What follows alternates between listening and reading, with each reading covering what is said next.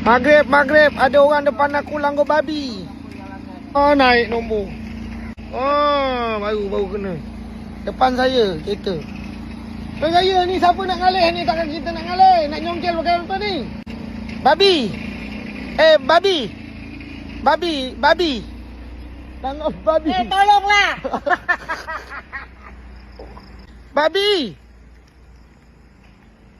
Babi guys.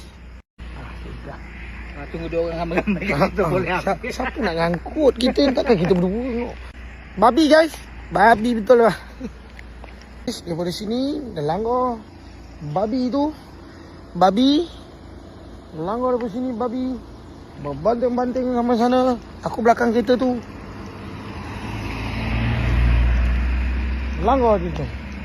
Sip baik. Bom. Aku terus berhenti depan. Aku double signal. Ni babi. Inilah babi. Slow.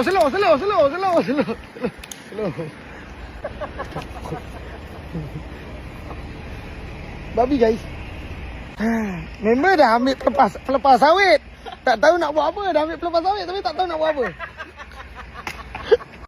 Babi. Ini babi. Jom. Mangsa ganas. Tak ada kerja aku.